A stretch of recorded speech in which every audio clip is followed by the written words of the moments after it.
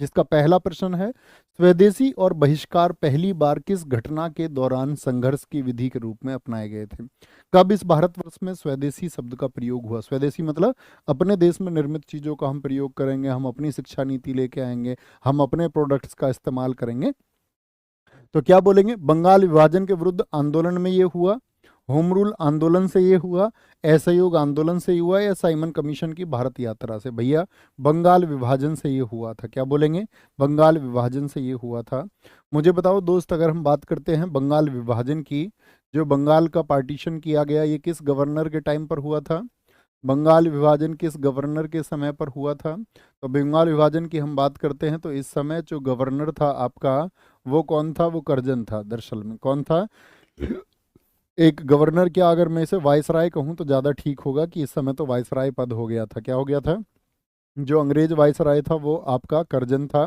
और दरअसल में इसकी घोषणा कब की गई थी? इसकी घोषणा की गई थी साथी आपका 19 से 20 जुलाई को, 20 जुलाई 1905। ठीक है, 19 जुलाई भी उसकी डेट कई बार होती है। और दरअसल में बंगाल विभाजन लागू कब हुआ था ये आपको बताना है। लागू हुआ था भैया 16 अक्टूबर 1905 को, और बंगाल को दो हिस्सों में बांट दिया गया, पूर्वी बंगाल और पश्चिमी बंगाल। ठीक है, इसी के विरोध में बीच में, घोषणा और लागू होने के बीच में 7 अगस्त 1900 आपका 5 को आंदोलन हुआ था कि भैया इन विदेशी वस्तुओं का बहिष्कार करो, और उसी को हम कहते हैं स्वदेशी आंदोलन। क्या कहते हैं? स्वदेशी आंदोलन हम इसको कहते हैं। और स्वदेशी आंदोलन की शुरुआत कहाँ से हुई थी, किस शहर से हुई थी, ये आप बताएंगे। तो आप कहेंगे भैया स्वदेशी आंदोलन जो है वो टाउन हॉल से शुरू हुआ था, और ये टाउन हॉल कहाँ पर है? ये टाउन हॉल है आपका कलकत्ता में। क्या बोलेंगे?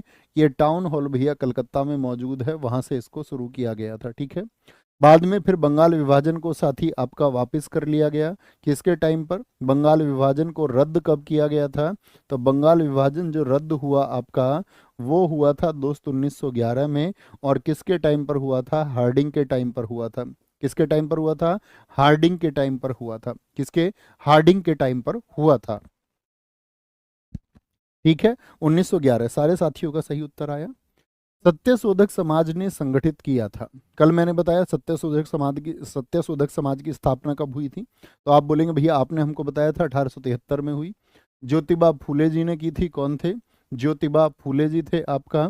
इन्हीं की वाइफ हैं सावित्रीबाई फूले, जो भारत की पहली महिला शिक्षिका बनी। और इन्होंने ही बुक लिखी थी, कौन सी? मराठी भाषा में जरा बताए। तो आप कहेंगे भैया इन्होंने गुलामगिरी को लिखा था। किसको? गुलामगिरी को लिखा था। तो बिहार में हुआ था ये सत्यशोधक समाज, गुजरात में या फिर महाराष्ट्र में? भैया महाराष्ट्र में एक जातिवादी विरोधी आंदोलन था ये।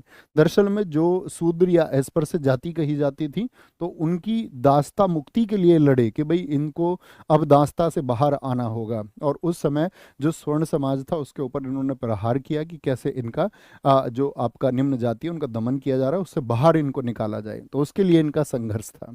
ठीक है, निम्नलिखित कथनों पर अपना विचार करें। भारतीय राष्ट्रीय कांग्रेस की प्रथम महिला अध्यक्ष सरोजिनी नायडू थी। भारतीय राष्ट्रीय कांग्रेस के प्रथम मुस्लिम अध्यक्ष बदरुद्दीन तैयब जी थे। तो ये क्या दोनों बातें, कौन सा कथन इनमें से सही है? तो आप क्या बोलेंगे? आप कहेंगे भैया जो प्रथम महिला अध्यक्ष है वो सरोजिनी नायडू नहीं थी कांग्रेस की, वो थी आपका कौन? Annie Besant. क्योंकि भारतीय नहीं पूछा है ना, अगर भारतीय कहता तो सरोजिनी नायडू कहते। तो एनी बेसेंट थी, जो आपका कब बनी थी? 1917 में। और 1917 में अधिवेशन कहाँ पर हुआ था, ये बड़ा महत्वपूर्ण है। तो आपका जो सरोजिनी नायडू है ये प्रथम भारतीय महिला है। अगर ये लिखता प्रथम भारतीय महिला, तब हम कहते प्रथम भारतीय महिला, तो वो साथी आपका कानपुर में 1925 में, 1925 कानपुर में बनी थी सरोजिनी नायडू। लेकिन कलकत्ता में कौन थी? आपका एनी बेसेंट थी। अच्छा, आज़ादी से पहले कितनी महिलाएं कांग्रेस की अध्यक्ष रही थी? मैं आपसे पूछूं, आज़ादी से पहले कितनी महिलाएं कांग्रेस अध्यक्ष रही थी? तो ये तो 1925 में, 1933 में एक कलकत्ता में और चुनी गई थी, कलकत्ता अधिवेशन में। उनका नाम था नलिनी सेनगुप्त। क्या नाम था? नलिनी, क्या बोलेंगे? नलिनी सेनगुप्त था। नलिनी सेनगुप्त, ये कलकत्ता में चुनी गई थी।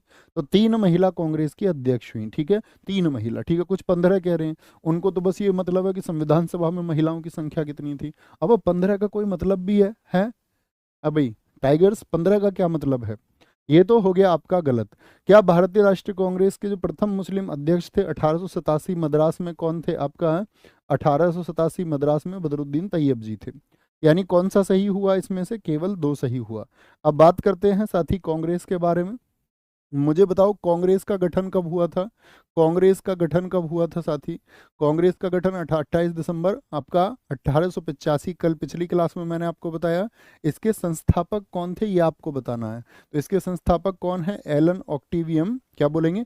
एलन ऑक्टिवियम हुम इसके संस्थापक हैं। और इसके जो साथी पहले 4 अधिवेशन हैं उनसे क्वेश्चन पूछा जाता है, क्या बोलते हैं उनको? 1885 में पहला अधिवेशन हुआ, 1886 में दूसरा हुआ, 1887 में तीसरा हुआ और 1888 में चौथा हुआ। कहाँ पर हुआ था? बकमई, क्या बोलते हैं? बकमई बोलते हैं इसको। यानी पहला बम्बई में हुआ आपका, दूसरा साथी कलकत्ता में हुआ। कहाँ पर हुआ था? दूसरा आपका दोस्त कहाँ पर हुआ था? दूसरा भैया जी कलकत्ता में हुआ था। और तीसरा मद्रास में हुआ था। और चौथा आपका इलाहाबाद में हुआ था। कहाँ पर? इलाहाबाद में हुआ था। मुझे बताओ पहले के समय पर जो अध्यक्ष थे वो कौन थे? तो क्या बोलेंगे? WC बनर्जी थे, व्योमेश चंद्र बनर्जी, जो कि साथी आपका एक हिंदू थे। और दूसरी के समय थे आपका दादा भाई नौरोजी। दादा भाई नौरोजी जो कि किस समुदाय से आते थे? तो प्रथम पारसी अध्यक्ष भी इनको कहते हैं। क्या कहते हैं इनको? प्रथम, प्रथम आपका साथी प्रथम पारसी अध्यक्ष भी इनको कहते हैं। और अभी पूछा था आपका उसने किससे? मद्रास में कौन थे? बदरुद्दीन तैयब जी थे। बदरुद्दीन बदरुद्दीन तैयब जी थे। तो ये कौन से हो गए आपका? प्रथम मुस्लिम हो गए। तो आपसे पूछे प्रथम मुस्लिम अध्यक्ष कौन थे कांग्रेस के? आप मुझे बताओ 1888 में अध्यक्ष कौन थे? तो आप कहेंगे प्रथम अंग्रेज है भैया, George Yule. George Yule Allahabad में, ये कौन है? ये प्रथम अंग्रेज है। तो इनसे कभी भी क्वेश्चन आपसे पूछा जाएगा तो आप कह देंगे, ठीक है, कि भैया एकदम से ठीक हो जाएगा, एकदम से हम लोग उसको ठीक कर देंगे। अच्छा, अब अन्य अधिवेशनों की बात आती है। जैसे 1888 के अलावा अन्य अधिवेशन की बात करते हैं। 1901 अधिवेशन के अध्यक्ष कौन थे? जो कि कलकत्ता में हुआ था। 1901 का अधिवेशन कहाँ पर हुआ था? भैया कलकत्ता में हुआ था आपका, कलकत्ता में। और इसके अध्यक्ष कौन थे? दिनसा वाचा थे।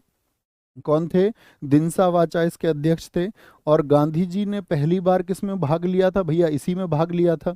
गांधी जी ने इसमें भाग लिया था, यस और नो? जी भैया।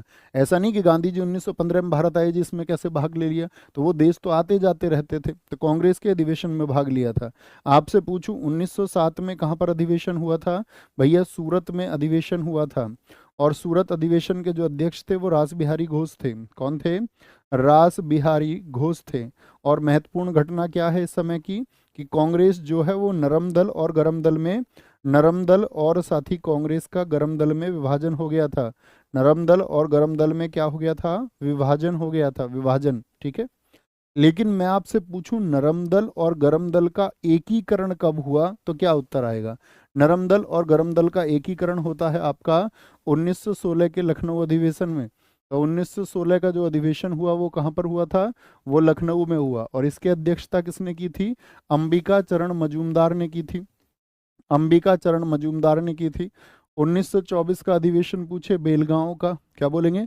1924 में कहाँ पर हुआ था अधिवेशन? बेलगांव में हुआ था। बेलगांव कहाँ पर है आपका? कर्नाटक में है। कर्नाटक में है। इसके अध्यक्ष कौन बने थे? महत्वपूर्ण बात है, महात्मा गांधी एक ही बार कांग्रेस के अध्यक्ष रहे। महात्मा गांधी बने थे। कौन बने थे? महात्मा गांधी बने थे। 1924 के बाद में 1929 आपका साथी कहाँ पर अधिवेशन हुआ था ये आपको बताना है, जिसमें साथी आपका नेहरू जी आपका अध्यक्ष रहे थे। और नेहरू जी की अगर बात करते हैं तो यहाँ पर ही इन्होंने पूर्ण स्वराज्य की बात की थी। पूर्ण स्वराज्य की बात कहाँ पर हुई थी? तो 1929 का जो अधिवेशन हुआ वो कहाँ पर हुआ था? कई साथियों ने लिखा लाहौर, लाहौर, लाहौर। बहुत खूब मेरे साथियों। क्या बोलेंगे भैया? लाहौर में अधिवेशन हुआ था। You are the real fighters. मैं आपसे पूछूं, ऐसे ही एक अधिवेशन हुआ था 1924 से, याद रख लेना। हाँ, 1924 से पहले यहाँ पे याद रख लेना 1923 में एक अधिवेशन हुआ था, विशेष अधिवेशन था। क्या बोलेंगे? 1923 एक विशेष अधिवेशन था आपका दिल्ली में। कहाँ पर? दिल्ली में एक विशेष अधिवेशन था जिसके अध्यक्ष कौन बने थे? आपका बोलेंगे अबुल कलाम इसके अध्यक्ष बन गए थे, अबुल कलाम। और क्योंकि सबसे युवा अध्यक्ष बने थे, कुल 35 साल की उम्र में, 35 वर्ष की उम्र में सबसे युवा अध्यक्ष बन गए थे, इसीलिए यह अधिवेशन चर्चित माना जाता है। ठीक है। फिर सबसे चर्चित आते हैं सुभाष चंद्र बोस जी के। सुभाष चंद्र बोस जी के डिस्प्यूट को लेकर के, तो वो कौन से अधिवेशन है साथी आपके, तो हम कहेंगे भैया वो 2 अधिवेशन आते हैं आपका। उनसे पहले एक और जान लीजिए, 1931 कराची अधिवेशन के अध्यक्ष कौन थे, ये सरदार वल्लभ भाई पटेल थे। सरदार वल्लभ भाई पटेल जी थे, एसबीबी पटेल जिनको बोलते हैं हम।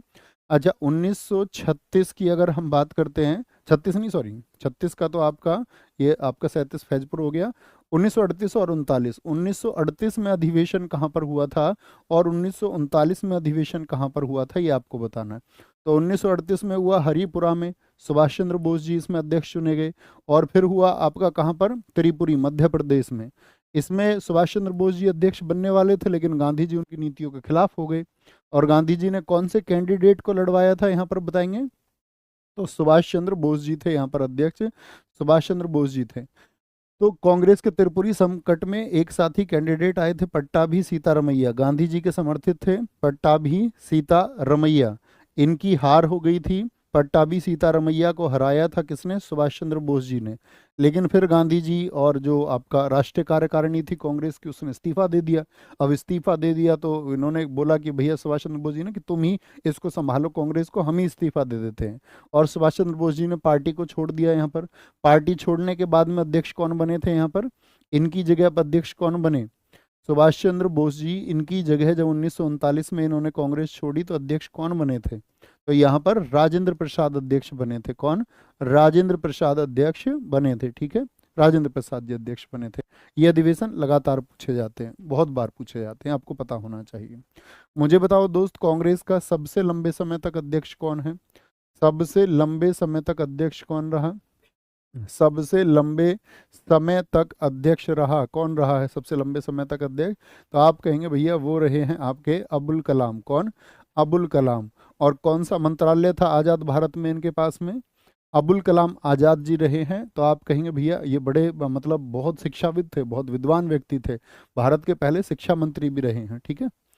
साइमन कमीशन के आने के विरुद्ध जन आंदोलन क्यों हुआ, साइमन कमीशन भारत आया। साइमन कमीशन की अगर हम बात करते हैं दोस्त, इसका गठन कब हुआ था, तो इसका गठन हुआ था आपका 26 नवंबर को। कब, 26 नवंबर को इसका गठन हुआ था 1927 में। और अगर मैं बात करता हूँ इसकी डेट की, भारत कब ये आया, तो आप कहेंगे भारत ये आया था आपका कब, भारत आया था दोस्त क्या बोलेंगे, 3 फरवरी को 1928 में, 3 फरवरी 1928 को भारत आता है, ठीक है। तो भारतीय 1919 के अधिनियम की कार्यवाही का पुनरीक्षण कभी नहीं चाहते थे, इसीलिए आंदोलन हुआ। नहीं, पुनरीक्षण तो लोग चाहते थे कि भाई 1919 से क्या सुधार हुआ है। 1919 में कौन सा अधिनियम आया था, मॉन्टेग्यू चेम्सफोर्ड अधिनियम। तो मॉन्टेग्यू चेम्सफोर्ड अधिनियम के साथ ही सब जांच चाहते थे कि भाई भारतीयों का क्या भला हुआ है, उससे उसकी समीक्षा तो हो। लेकिन ये बात गलत हो गई। साइमन कमीशन के प्रांतों में द्विशासन की समाप्ति की संस्तुति, तो ये तो अच्छी बात थी। साइमन कमीशन में कोई भी भारतीय सदस्य नहीं था, क्या बोलेंगे, कोई भी भारतीय सदस्य नहीं था। तो मुझे बताइए इसीलिए इसको क्या कहा गया, व्हाइट मैन कमीशन, क्योंकि इसमें सिर्फ और सिर्फ अंग्रेज थे। कितने मेंबर थे साथी इसमें जरा बताएं, इसमें कुल कितने सदस्य थे, तो इसको व्हाइट मैन कमीशन कहा गया, व्हाइट मैन कमीशन कहा गया। और इसमें जो कुल सदस्य थे उनकी संख्या थी आपका 7, क्या बोलोगे, कुल सदस्य उनकी संख्या थी यहाँ पर 7। आपसे कभी भी पूछे साइमन कमीशन ने अपनी रिपोर्ट कब पेश की थी, तो रिपोर्ट आई थी इसकी 27 मई 1930 को, 27 मई 1930 को। अच्छा, जो इसका विरोध कर रहे थे, जो इसका विरोध कर रहे थे प्रमुख नेता कौन थे, विरोध करने वाले, तो आप कहेंगे भैया पंजाब में लाला लाजपत राय थे, लाला लाजपत राय थे। कौन थे, लाला लाजपत राय। और उन्हीं पर अंग्रेजी शासन, जो अंग्रेजी स्कॉट अधिकारी था उसने लाठियां बरसाई, एएसपी था सैंडर्स, लाठियां बरसाई, उसकी वजह से क्या हो गई, लाला लाजपत राय जी की मौत हो गई। क्या स्टेटमेंट इन्होंने दिया, बड़ा अच्छा पूछा जाता है कि मेरे सिर पर अंग्रेजी शासन का एक जो प्रहार है, मेरे सिर पर, यानी जो प्रहार ये कर रहे हैं, तो उसके लिए उन्होंने स्टेटमेंट दिया था कि मेरे सिर पर लाठी का एक एक प्रहार अंग्रेजी शासन के ताबूत की कील बन करके उभरेगा। ये किसका स्टेटमेंट है, लाला जी का स्टेटमेंट है। किसका, लाला जी का स्टेटमेंट है। निम्नलिखित में से कौन सा कथन स्वतंत्रता संघर्ष के संबंध में असत्य है। 1905 में बंगाल का विभाजन हुआ था, ये सही बात है जी, अभी हमने ये पढ़ी थी। 1907 में मुस्लिम लीग का गठन हुआ, मॉडले मिंटो सुधारों द्वारा, मॉडले मिंटो सुधार आए थे आपके 1909 में। मुस्लिमों को स्वतंत्र चुनाव का अधिकार मिला था, जी सही बात है। तो उपयुक्त सभी चुन ले क्या, नहीं जी, क्योंकि मुस्लिम लीग का गठन 1907 में नहीं हुआ। मुस्लिम लीग जो था साथी आपका, उसका गठन कब हुआ था, आप सब जानते हैं। तो आप कहेंगे भैया मुस्लिम लीग जो है वो 1906 में गठित हुआ था आपका, कब, 1906 में। और कौन इसका नेतृत्व कर रहे थे, और इसके अध्यक्ष कौन बने थे, इसका अध्यक्ष बने थे दोस्त आपका, क्या बोलेंगे, आगा खां, क्या बोलेंगे, आगा खां। और सलीम उल्लाह खां आदि कौन कर रहे थे, इसका नेतृत्व कर रहे थे, नेतृत्व कर रहे थे सलीम उल्लाह खां। बड़ा अच्छा क्वेश्चन पूछा जाता है कि भैया ये बात बताइए, सलीम उल्लाह खां, ये बात बताइए कि जिन्ना, जिन्ना मुस्लिम लीग में शामिल किस वर्ष हुए थे, जिन्ना कब शामिल हुए मुस्लिम लीग में, जिन्ना 1913 में शामिल, क्या बोलेंगे, जिन्ना 1913 में शामिल, क्या बोलेंगे, जिन्ना कब शामिल हुआ, 1913 में जिन्ना शामिल हुआ, ठीक है, जिन्ना शामिल हुआ आपका। और अगर साथी हम बात करें यहाँ पर, इसी की वजह से, मुस्लिम लीग की वजह से ही फिर देश का विभाजन भी होता है। और प्रत्यक्ष कार्यवाही दिवस इन लोगों ने कब मनाया, भारत की आज़ादी के समय, डायरेक्ट एक्शन डे उसको कहते हैं, ठीक है, जिसमें देश में उत्पात मचाया गया। और 16 अगस्त 1946 को, 16 अगस्त 1946 को मुस्लिम लीग द्वारा प्रत्यक्ष कार्यवाही दिवस, जिसको डायरेक्ट एक्शन डे भी कहा जाता है, क्या बोलते हैं, डायरेक्ट एक्शन डे भी कहा जाता है। तो 16 अगस्त 1946, इस डेट को नहीं भूलना है, ठीक है, इस डेट को हमको नहीं भूलना है। नेक्स्ट है, दक्षिण अफ्रीका से लौटने के पश्चात, दक्षिण अफ्रीका से लौटने के पश्चात क्या बोलेंगे, महात्मा गांधी ने किस संगठन की सदस्यता ग्रहण की, किस संगठन की जो सदस्यता है उन्होंने ग्रहण की, बताएंगे, फटाफट से बताएंगे, फटाफट से बताएंगे, सारे दोस्तों का उत्तर आना चाहिए गजब तरीके से। तो क्या बोलेंगे भैया, जो आपका साथी महात्मा गांधी ने किस संगठन की सदस्यता ग्रहण की थी, तो उन्होंने आते ही भारतीय राष्ट्रीय कांग्रेस की सदस्यता ग्रहण की थी, ठीक है। मुझे बताओ, पहले तो बताओ गांधी जी के बारे में तो बताने की जरूरत नहीं है ना, उनका जन्म 2 अक्टूबर को 1869 में हुआ, पोरबंदर में हुआ, उनकी पत्नी का नाम क्या है, उनके कितने पुत्र थे, सबका कोई लेना देना नहीं है। मुझे बताओ गांधी जी अफ्रीका कब गए थे, गांधी जी अफ्रीका कब गए थे, किस वर्ष में गए थे, ये आपसे क्वेश्चन है मेरा। गांधी जी अफ्रीका गए थे कब, अफ्रीका गए थे दोस्त 1893 में। और कितने वर्ष वहां पर रुके थे, 21 वर्ष वहां पर रुके, 21 वर्ष वहां रुक करके आपको पता होना चाहिए किस स्टेशन पर गांधी जी को धक्का देकर बाहर उतार दिया गया था, भैया क्या बोलेंगे, आपका जोहान्सबर्ग से डरबन जाते समय सेंट पीट्स मारिट्सबर्ग स्टेशन पर उनको उतार दिया गया था, उनके जीवन की एक महत्वपूर्ण घटना है, ठीक है। और 21 वर्ष बाद वो वापस आए। लेकिन आपसे पूछे जो 1906 का फिनिक्स आश्रम उन्होंने कहाँ बनाया था, तो फिनिक्स आश्रम उन्होंने बनाया था आपका, फिनिक्स आश्रम उन्होंने बनाया था कहाँ पर, बोले भैया अफ्रीका में बनाया था फिनिक्स आश्रम, ठीक है, अफ्रीका में। तो भारत आए 21 वर्ष बाद, तो किस डेट को आए भारत, 9 जनवरी 1915 को, क्या बोलेंगे, भारत आए 21 वर्ष बाद 9 जनवरी 1915 को, 9 जनवरी 1915 को वापस आए। और 9 जनवरी 1915 को जो वापस आए, किस बंदरगाह पर उतरे, आपका अपोलो बंदरगाह पर, किस पर, अपोलो बंदरगाह पर उतरे। और इसके बाद में देश की राजनीति में क्या हो गए, सक्रिय हो गए। अपना गुरु किसको मान लिया, गोपाल कृष्ण गोखले को। गोपाल कृष्ण गोखले ने उनसे कहा कि अभी तुमको अध्ययन करना है, अभी देश की राजनीति के बारे में पढ़ो, इसको समझो अच्छे से, बाद में एक्टिव होना। तो बाद में जब वो एक्टिव हुए तो कौन कौन से आंदोलन है उनके सबसे पहले, तो बोलेंगे 1917 में कौन सा आंदोलन हुआ था, 1918 में कौन से 2 आंदोलन हुए थे, 1918 में, 1920 में गांधी जी जिसमें आपका एक्टिव हुए वो कौन सा आंदोलन था, 1920 हो गया आपका। 1930 में गांधी जी किस आंदोलन में सक्रिय रहे, और 1942 में किस आंदोलन में सक्रिय रहे, उनकी सक्रियता किस में रही, तो क्या कहेंगे, 1917 में भैया चंपारण। चंपारण किस राज्य में हुआ था दोस्त, बोलेंगे चंपारण भैया जी बिहार में हुआ था, और नील की खेती के लिए हुआ था। यहाँ पर एक प्रणाली चलती थी नील की खेती, यानी कि अंग्रेजी जो शासन था वो किसानों से नील की खेती कराता था 3 गट्ठे में, यानी 3/20 भाग में कराता था। और उसकी वजह से फसल, अन्य फसलें नहीं हो पाती थी, क्योंकि वो जैसे आप देखते होंगे सफ़ेदा की खेती है, बहुत अधिक नमी को सोख लेती है, अन्य फसलें नहीं हो पाती, किसानों को अपने पैर से नील को खोदना पड़ता। नील आपने भी देखा होगा, व्हाइट शर्ट पे लगा है आपकी पे नील, जब आप बच्चे थे छोटे, जी भैया सबके लगा होगा।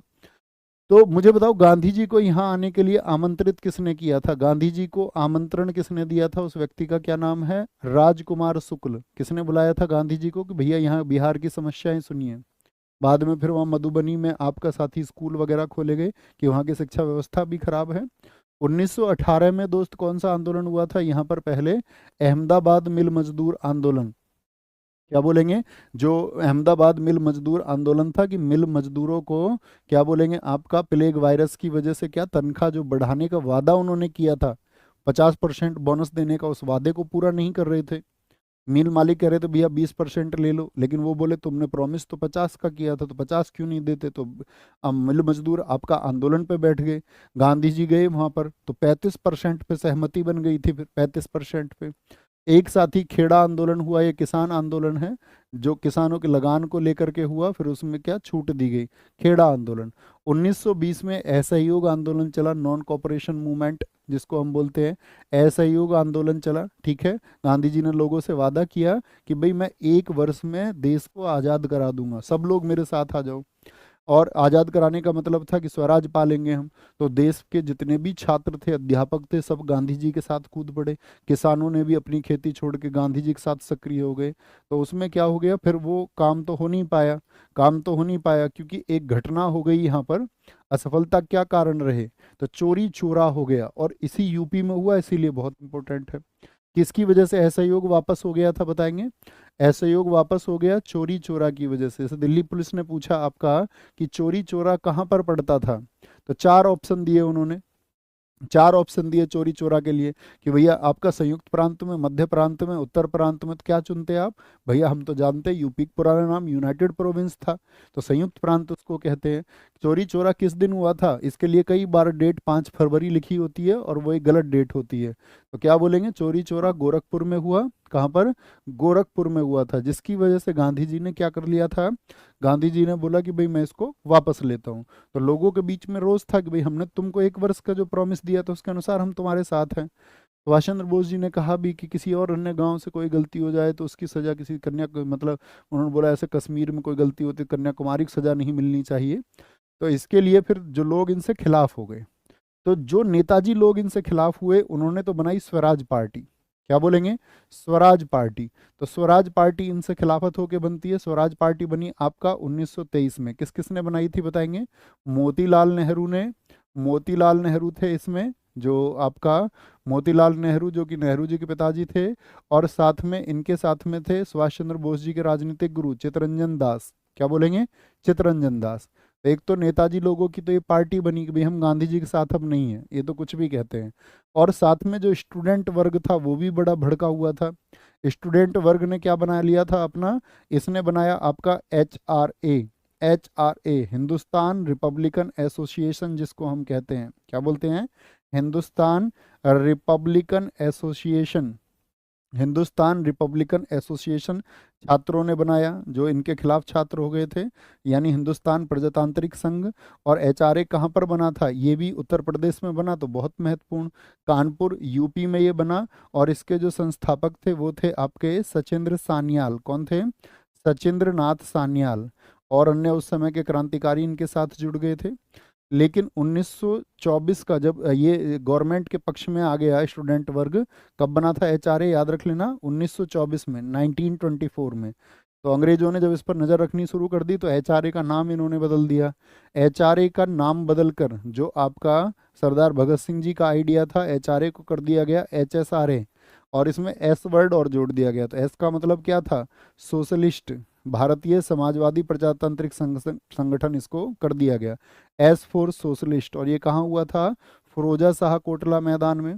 फिरोजा शाह कोटला मैदान जो दिल्ली में है, फिरोजा शाह कोटला में ये घोषणा कर दी गई।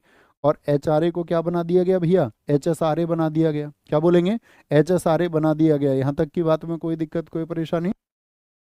1930 में साथी कौन सा हुआ था? सविनय अवज्ञा। सविनय अवज्ञा। दक्षिण में गांधी जी लंगोटी पहनते थे। पैट ने पूछा था ना ये क्वेश्चन कि लंगोटी पहनते थे, मैं उसको अभी भी नहीं पढ़ाता हूँ। कुछ दोस्त आपको समझने होंगे, एक बात थम्स अप करना, मेरी बात समझें। कुछ प्रश्न होते हैं अतार्किक। बहुत सारे दोस्तों ने मेरा वो फोटो भी चलाया था कि ये नवीन सर ने बताया था लंगोटी कहाँ पहनते थे, लेकिन वो मैंने CGL की क्लास में बताया। और पैट के लिए मैंने वो नहीं बताया था। तो ऐसे प्रश्न जो होते हैं वो अतार्किक प्रश्न होते हैं, वो हमको छोड़ने ही होते हैं, उसमें कोई बुद्धिमानी नहीं है कि गांधी जी ने कब से लंगोटी पहनने की घोषणा कर दी, गांधी जी की बकरी क्या नाम था।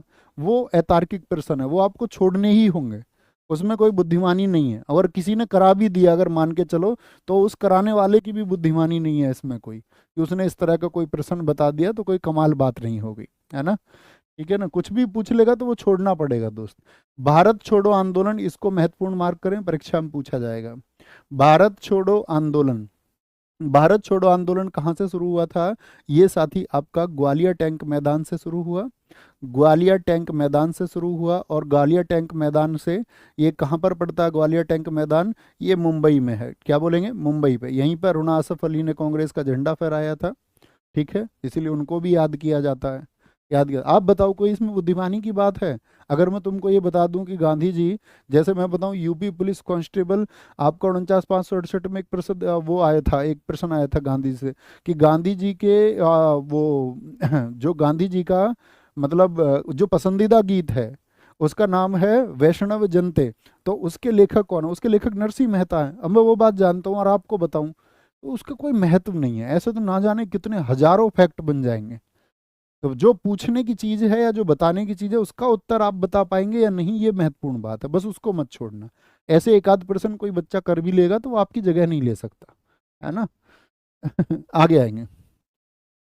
लोकसभा में राज्यों का किस आधार पर सीटें आवंटित होती हैं? जैसे आप देखते होंगे यूपी में कितनी सीटें हैं लोकसभा की?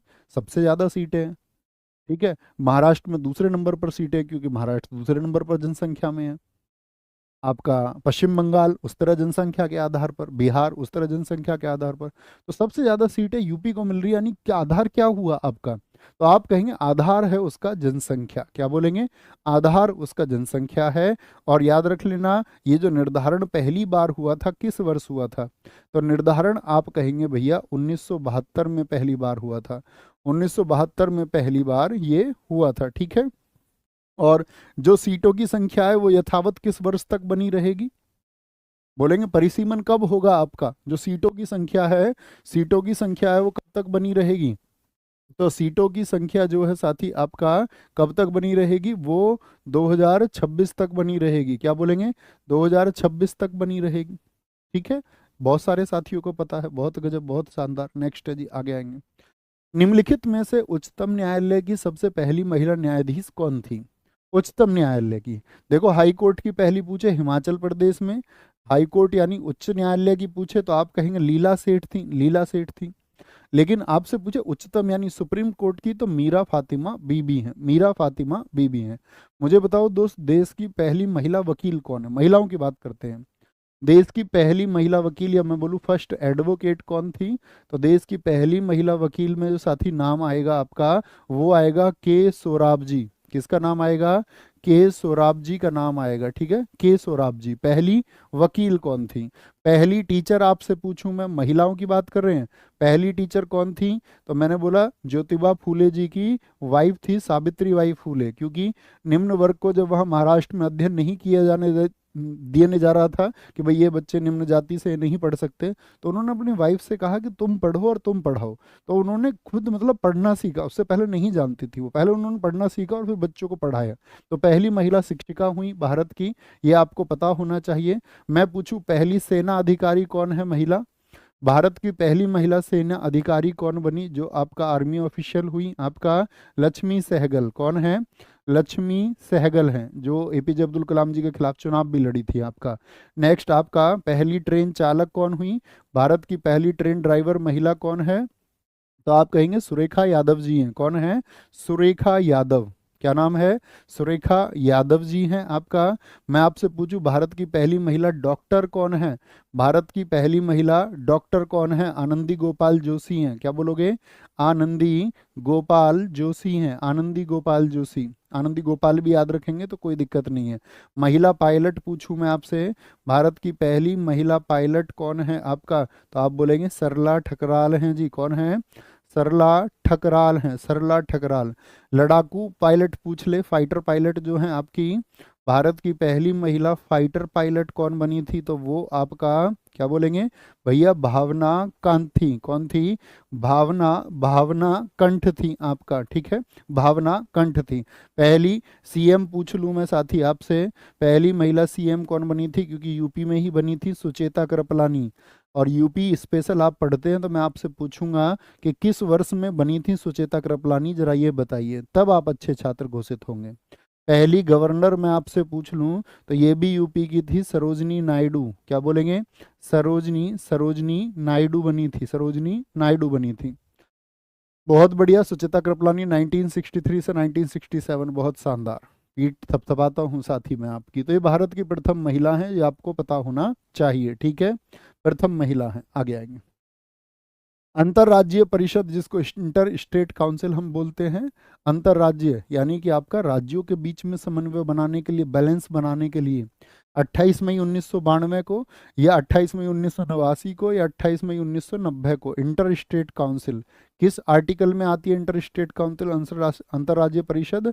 आर्टिकल 263 के तहत भैया। और किस समिति की सिफारिश पर इसको स्थापित किया गया था? बड़ा महत्वपूर्ण प्रश्न है। सरकारिया समिति की सिफारिश पर। किसकी? सरकारिया समिति की, सरकारिया समिति की सिफारिश पर इसको स्थापित किया गया था, सरकारिया समिति की सिफारिश पर। इसका जो हेडक्वार्टर होता है इंटर स्टेट काउंसिल का, वो होता है नई दिल्ली। अंतर्राज्यीय परिषद का जो मुख्यालय है वो नई दिल्ली में है दोस्त। और इसका जो गठन होता है वो किसके द्वारा होता है? बाय प्रेसिडेंट, राष्ट्रपति द्वारा होता है। लेकिन अध्यक्ष नहीं होते हैं ये। अध्यक्ष कौन होता है? जो इसकी अध्यक्षता करते हैं वो करते हैं हमारे पीएम। क्या बोलेंगे? पीएम इसकी अध्यक्षता करते हैं। किसकी? अंतर्राज्यीय परिषद। किस लिए है? राज्यों के बीच में समन्वय बनाने के लिए, राज्यों के बीच में समन्वय बनाने के लिए। रेलवे भारत के संविधान में कौन सी लिस्ट या सूची के अंतर्गत आता है?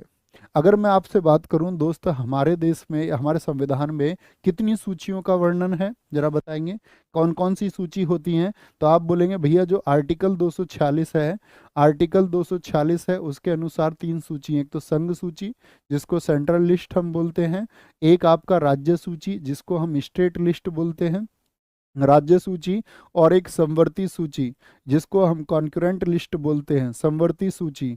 मेरा साथी प्रश्न आपसे ये है, समवर्ती सूची का प्रावधान हमने किस देश से लिया है ये भी बताइए। तो जो संघ सूची है दोस्त आपका, सेंट्रल लिस्ट, उसमें कितने विषय हैं?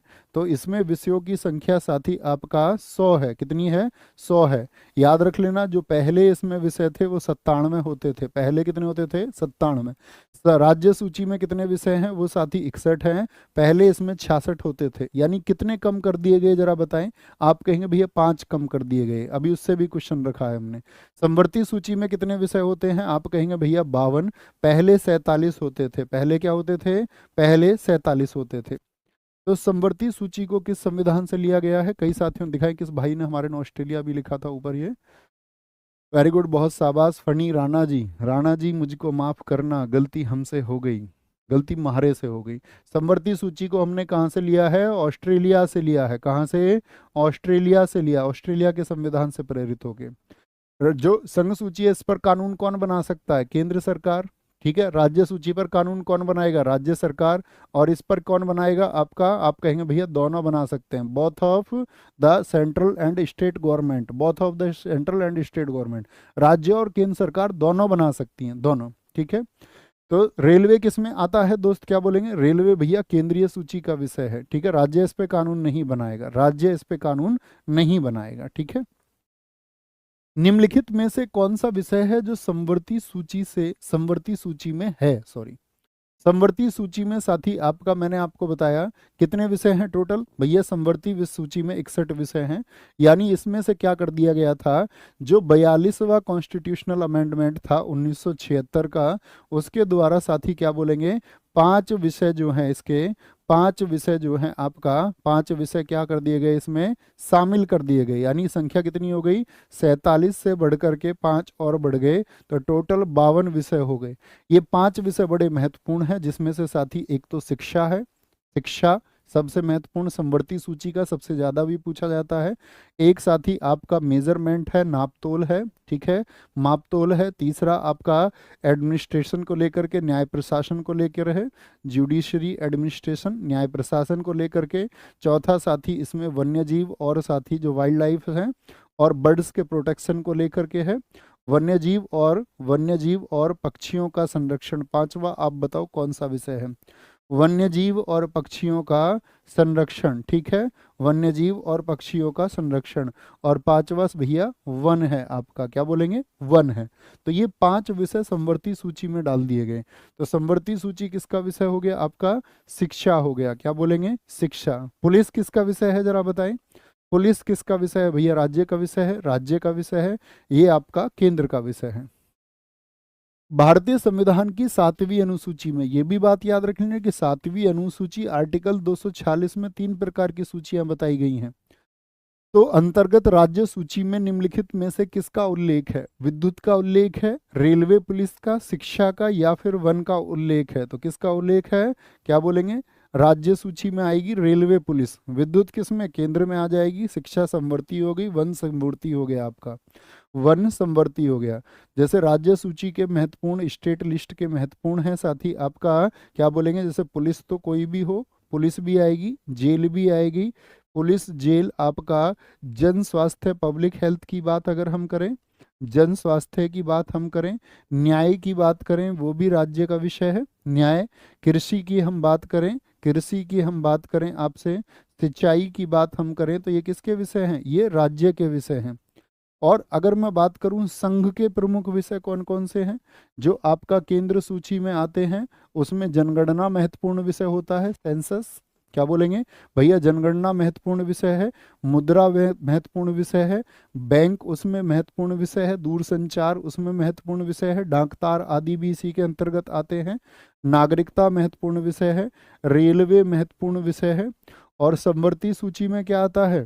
समवर्ती सूची के महत्वपूर्ण विषय मैं आपको बताऊं, कॉन्करेंट लिस्ट, इसमें विवाह जैसी चीजें, विवाह हो गया आपका, तलाक किसी से लेना है, कौन सा विषय हो गया आपका? संबंध, विवाह हो गया, तलाक हो गया, किसी का गोदनामा करा रहे हैं, गोदनामा करा रहे हैं, ये आदि विषय किसके हैं दोस्त? आपके, ये समवर्ती सूची के विषय हैं, ठीक है।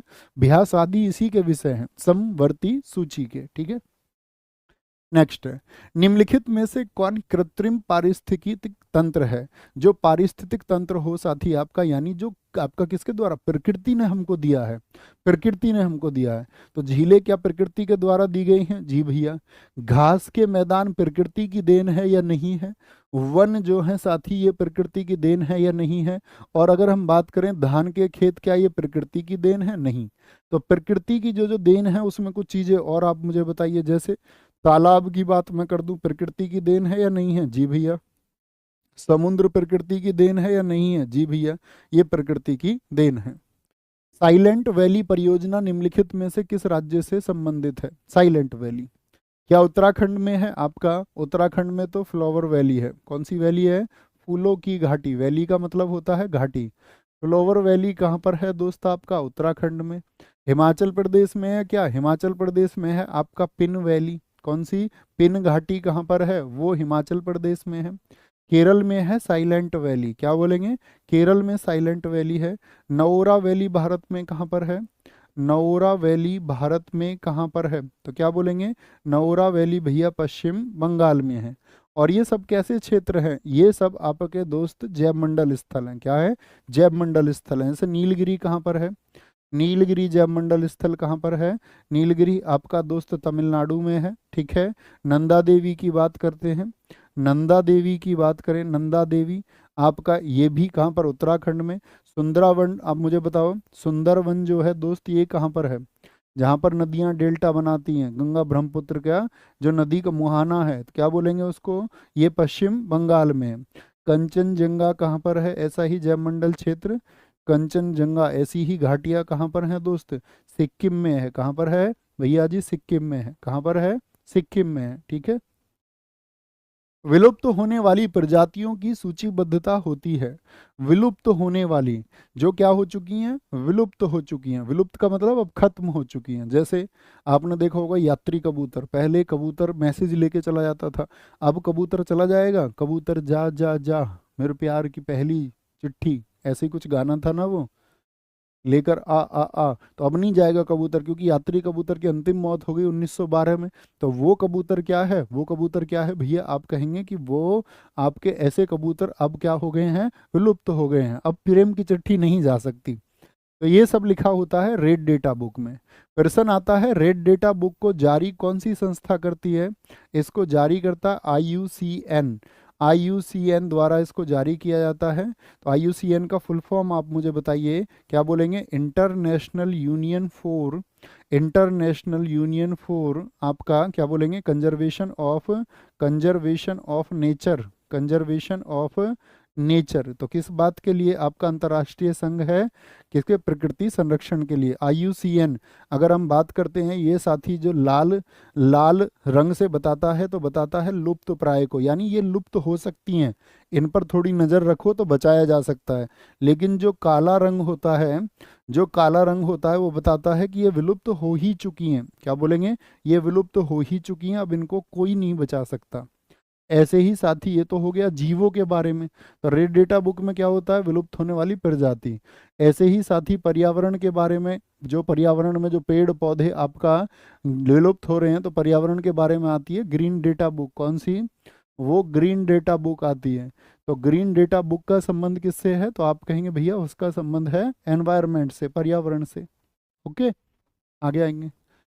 Indian Institute of Ecology and Environment अवस्थित है, इसको महत्वपूर्ण मार्क कर लो, too much important. Indian Institute of Ecology New Delhi में, मुंबई में, कोलकाता में या फिर तिरुवनंतपुरम में? भैया जी नई दिल्ली में मौजूद है। तो ये पर्यावरण की संस्थाएं हैं। जैसे मैं आपसे पूछूं, जो वन अनुसंधान है, फॉरेस्ट रिसर्च इंस्टीट्यूट कहाँ पर है? वन अनुसंधान, तो आप कहेंगे वो भैया जी हमारा कहाँ पर है? देहरादून में है। कहाँ पर है? देहरादून में है। ऐसे ही मैं आपसे पूछूं, राष्ट्रीय पर्यावरण, क्या बोलेंगे? राष्ट्रीय पर्यावरण, क्या बोलेंगे? राष्ट्रीय पर्यावरण आपका शोध अनुसंधान संस्थान जो है, राष्ट्रीय पर्यावरण शोध नहीं बोलेंगे, अभियांत्रिकी वर्ड का भी इस्तेमाल करेंगे। राष्ट्रीय पर्यावरण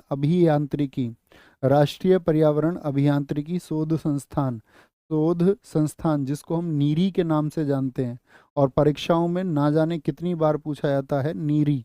क्या बोलेंगे? नीरी का जो सेंटर है वो कहाँ पर है? वो नागपुर में है। कहाँ पर है? नागपुर में। तो मतलब क्या होता है नीरी से? National environment engineering research institute. जैसे मैं आपसे पूछूं, संयुक्त राष्ट्र संयुक्त राष्ट्र पर्यावरण कार्यक्रम, ये कहाँ पर है साथी? इसका हेडक्वार्टर क्या बोलेंगे? पर्यावरण कार्यक्रम जिसको हम यूनेप के नाम से जानते हैं, यूनाइटेड नेशंस एनवायरनमेंट प्रोग्राम। ये तो आपको इसी कक्षा में बताया, तो सारे दोस्तों का उत्तर आए। ये कहाँ पर है? यूनेप का मुख्यालय ये नैरोबी में है। कब खुला था नैरोबी, केन्या की राजधानी में? भैया 1972, 1972। इसका वर्ष भी पूछा जाता है, 1972 होगा, बड़ा महत्वपूर्ण है। निम्नलिखित में से कहाँ सदाबहार के वन पाए जाते हैं? सदाबहार के वन कहाँ पर पाए जाते हैं? तो आपका मालवा में पाए जाते हैं, पूर्वी घाट में पाए जाते हैं। फिर पूर्वी घाट हो गया, इसको पश्चिमी घाट कर लीजिए। क्या बोलेंगे? पश्चिमी घाट कर लीजिए, दो बार आ गया पश्चिमी घाट। तो कहाँ पर पाए जाएंगे? दो बार लिख गया, पश्चिमी घाट में ही पाए जाते हैं सदाबहार के वन। और याद रख लेना, साथ में नॉर्थ ईस्ट में भी पाए जाते हैं देश में, और अंडमान निकोबार में भी पाए जाते हैं, अंडमान निकोबार में भी। और इनके लिए क्या चाहिए? 200 सेंटीमीटर से ज़्यादा वर्षा चाहिए। क्या चाहिए? 200 सेंटीमीटर प्लस वर्षा इनके लिए चाहिए। तो कहाँ पर बोलेंगे? पश्चिमी घाट या सह्याद्री भी हम कह सकते हैं, कि वहाँ पर हमारे ये वन पाए जाते हैं। ग्रीन मफलर संबंधित है। ग्रीन मफलर का संबंध किससे होता है? अब हम इन कक्षाओं में उन प्रश्नों को शामिल कर रहे हैं जो हमसे हमेशा जनरली चूके रहते हैं और हमारा ध्यान नहीं जाता है। जैसे आप पेड़ पर जाते, यहाँ सड़क पर जाते होंगे, पेड़ पर नहीं सॉरी, आप सड़क पर जाते होंगे, तो यहाँ सड़क के किनारे बहुत सारे पेड़ लगे होते हैं या नहीं? सड़क किनारे पेड़ लगे होते हैं, साथी बोलेंगे हाँ या ना। जी भैया, तो ये दरअसल में क्यों होते हैं कि यहाँ जो हॉर्न वगैरह, आपका हॉर्न जो आप बजा रहे हैं, यहाँ गाड़ियों में जो आप हॉर्न बजा रहे हैं, उनकी वजह से जो शोर पैदा होता है उस शोर को रोक लिया जाए, उस शोर को रोक लिया जाए, यानी कि ध्वनि प्रदूषण को रोकना इनका मकसद होता है। तो सड़क किनारे पूछ लेता है ग्रीन मफलर में क्या होता है, तो आप कहेंगे भैया सड़क किनारे वृक्ष लगा दिए जाते हैं, सड़क किनारे वृक्ष लगा दिए जाते हैं। निम्न में से कौन सा है जो साथी मिश्रण है? मिश्रण का मतलब होता है क्या, जो दो या दो से अधिक पदार्थों से मिलकर बना हो, ठीक है, समान मात्रा में समांगी और आपका विषम मात्रा में हो तो विषमांगी। तो पानी क्या होता है आपका, हाइड्रोजन ऑक्सीजन का होता है, जी हाँ, समान अनुपात में। दूध आपका साथी, अगर हम बात करें, बहुत सारी चीज़ें मिली होती है, दूध भी, पानी भी, कैल्शियम भी, हवा गैसों का मिश्रण होता है, तो क्या बोलेंगे, ये सभी होते हैं मिश्रण, ये सभी मिश्रण होते हैं। आधुनिक आवर्त नियम किसके द्वारा बनाया गया था? अब देखो, आवर्त सारणी के बारे में जरूरी चीजें आपको पता होनी चाहिए उसके इतिहास से। तो आधुनिक आवर्त सारणी तो बनाई मौजले ने, क्या बोलेंगे, ये मौजले ने बना दी आधुनिक आवर्त सारणी। कब? 1913 में। मौजले ने क्या आधार बनाया था? मौजले का आधार क्या था? तो आप कहेंगे इसका आधार था परमाणु क्रमांक। क्या बोलेंगे? एटॉमिक नंबर को इसने आधार बनाया था। किसको? एटॉमिक नंबर को इसने आधार बनाया था, एटॉमिक नंबर को आधार बना लिया था इसने, ठीक है, परमाणु क्रमांक को। इसने कहा था जो तत्व हैं उनकी जो भौतिक और रासायनिक गुण है वो परमाणु क्रमांकों के आवर्ती फलन होते हैं, यानी जो भी उनकी जो आपका फिजिकल या केमिकल प्रॉपर्टीज होंगी वो किसके प्रोपोर्शनल होंगी, वो आपका एटॉमिक नंबर के प्रोपोर्शनल होंगी। लेकिन जो पहले आवर्त सारणी बनाई थी वो किसने बनाई थी? जब न्यूलैंड का अष्टक का नियम कैंसिल हो गया था तो वो मेंडलीफ साहब थे। तो मेंडलीफ ने जो आवर्त सारणी बनाई थी उन्होंने क्या आधार रखा था? तो मेंडलीफ की आवर्त सारणी जो उन्होंने 1869 में दी थी, लेकिन वो दरअसल में पब्लिश हुई थी, आपका प्रकाशित कब हुई थी? ये प्रकाशित हुई थी आपका 1872, एक जर्मन मैगजीन में प्रकाशित हुई थी। इन्होंने कुल 63 तत्व अपनी आवर्त सारणी में दिए थे, और इनका जो आधार था वो था आपका क्या? इनका आधार था परमाणु द्रव्यमान, यानी कि जो एटॉमिक वेट है, परमाणु भार को इन्होंने, जो जैसे मैं ऑक्सीजन की बात करता हूँ तो 8O16, तो ये क्या कह रहे हैं, मौजले कह रहे हैं परमाणु क्रमांक यानी 8 आधार रहेगा, गुण उसी के आधार पर चलते हैं। इन्होंने कहा परमाणु भार के आधार पर, पहले इन्होंने कहा, तो ये कहते थे कि 16 के आधार पर सब कुछ होगा, परमाणु क्रमांक है ना। तो यहाँ पर पूछा जाता है जो आधुनिक परमाणु, आधुनिक जो आवर्त सारणी है मौजले की, उसमें कितने तत्व हैं? 118 तत्व हैं भैया। क्या बोलेंगे? 118 तत्व हैं। और इसी में क्या बोलते हैं हम, वर्ग या साथी आपका कॉलम्स की संख्या कितनी है? 18 है, जो खड़ी पंक्ति है। आवर्त जो पड़े हैं वो उनकी संख्या कितनी है? आवर्त की संख्या 7 है भैया। आवर्त कितने हैं? वो हमारे 7 हैं। क्या बोलेंगे? वो 7 हैं हमारे। द्वितीय आवर्त के तत्व क्या कहलाते हैं? द्वितीय आवर्त के जो तत्व हैं वो क्या कहलाते हैं? प्रारूपिक तत्व बोलते हैं उनको, या फिर सेतु तत्व कहते हैं, या संक्रमण ट्रांजिशन। ये तो साथी क्या होता है, SPD, डी ब्लॉक के तत्व होते हैं, उनको बोलते हैं सेतु तत्व। सेतु क्यों बोलते हैं? दरअसल में क्या होता था पहले, जैसे आपसे आपने पीरियोडिक टेबल देखी तो होगी ना सबने, जैसे हाइड्रोजन होता है और फिर क्या होता है, इधर नंबर 2 पे हीलियम होता है, फिर इधर कौन होता है, लिथियम होता है, फिर बेरिलियम होता है, इधर कौन होते हैं आपके, boron, carbon, nitrogen, oxygen, fluorine और फिर नियॉन होते हैं, ये जानते हैं। तो दरअसल में वो कहता था कि दूसरे वर्ग के जो तत्व हैं वो तीसरे वर्ग के साथ में एक रिलेशन दिखाते हैं, तीसरे के साथ में। तो ये जो बेरिलियम है ये दिखाता था एल्यूमिनियम के साथ में संबंध, ठीक है, एल्यूमिनियम के साथ में। तो hydrogen, lithium, beryllium, neon, sodium, magnesium, फिर यहाँ से आता था एल्यूमिनियम 13 पर। तो ये विकर्ण के साथ में संबंध दर्शाता था, यानी अपने से निचले आवर्त में और अगले में तिरछा, विकर्ण तो जानते हैं ना, तो तिरछा संबंध, तिरछा संबंध दिखाता था। तो इन्हीं को बोलते थे हम, एक ब्रिज का काम ये करते हैं, ब्रिज का काम। और जो ये पहले आवर्त, ये जो पहला साथी वर्ग होता था इसको क्या बोलते थे? समूह बोलते हैं इसको, समूह या वर्ग एक के तत्वों को क्या कहते हैं? वर्ग एक के तत्वों को हम कहते हैं आपका क्षार धातु। क्या इनको बोलते हैं? Alkaline matter. क्या बोलेंगे? क्षार धातु कहते हैं। कौन कौन से होते हैं? क्या बोलेंगे? हेलिना के रब सजे, रब मतलब रूबिडियम, सीजियम, फ्रांसियम। कहाँ पर आपका हेलिना के रब सब्जे। जो समूह 2 है उनको क्या कहते हैं? समूह 2 के तत्वों को बोलते हैं क्षारीय मृदा धातु, जो मिट्टी में पाए जाते हैं, क्षारीय मृदा धातु। तो पूछ लेता कौन सा क्षारीय मृदा धातु है, तो दूसरे वाले ये सारे, बेटा मांगे कन्या सुंदर, beryllium, magnesium, calcium, strontium, barium, ठीक है, और रेडॉन होता था आपका, रेडॉन होता था, ठीक है। ये आगे चला जाएगा, रेडियम, सॉरी रेडॉन बोल रहा था मैं, रेडियम होगा, ठीक है। ऐसे ही सबसे महत्वपूर्ण होता है दोस्त आपका कौन सा, जो वर्ग 18 होता है, ये वाला, इसको बोलते हैं समूह 18। समूह 18 में की जो इसका क्या नाम होता है, समूह 18 को हम कहते हैं अक्रिय गैसें, इनर्ट गैसेज। समूह 18 में कौन सी गैस होती हैं, वो अक्रिय गैसें होती हैं, अक्रिय गैस होती हैं। तो पूछ लेता कौन सी अक्रिय गैस नहीं है, तो कौन कौन सी होती हैं अक्रिय गैस, तो आपका क्या बोलेंगे, आपका हीलियम होती है, नियॉन होती है, ठीक है, आर्गन होती है, करप्टॉन होती है, जेनॉन होती है, और रेडॉन होती है। हेमा, नीना और करीना के एक्शन है रंगीन, ठीक है। तो ये छह की छह क्या है, ये छह की छह होती है अक्रिय गैस है, जिनकी संयोजकता होती है जीरो। वैलेंसी कितनी होती है इनकी, संयोजकता शून्य होती है, इसीलिए इनको बोलते हैं जीरो गैस। तो पूछ लेता निम्नलिखित में से कौन सी अक्रिय गैस है, कौन सी जीरो गैस है, इस तरह से क्वेश्चन पूछ लेगा। कौन सी अक्रिय गैस नहीं है ये भी पूछ लेगा, ठीक है। आगे आएंगे, बोलो मेरे फटाफट से, आगे आएंगे, नेक्स्ट है आवेग का विमीय सूत्र है, बोलेंगे अभी फटाफट से।